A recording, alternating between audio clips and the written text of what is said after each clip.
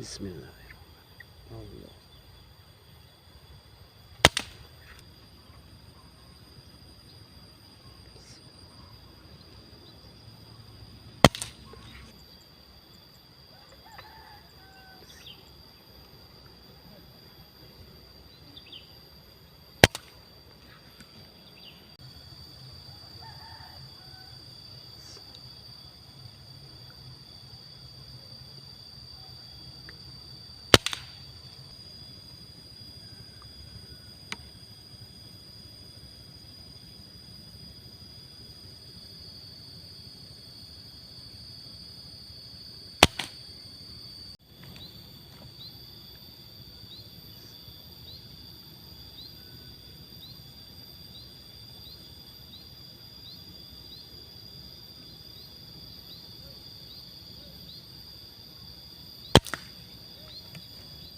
Terima kasih untuk teman-teman yang sudah menyaksikan video saya. Untuk selanjutnya, saya akan membuat konten pembuatan jala ikan, jala tebar, dan cara mengisi jarum coban yang model seperti ini. Terima kasih.